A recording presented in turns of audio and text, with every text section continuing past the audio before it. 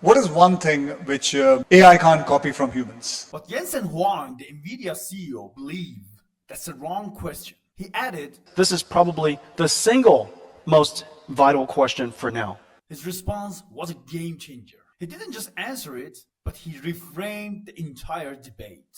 AI has no possibility of doing all of what we do. The truth is, AI won't take your job, but someone who uses AI will.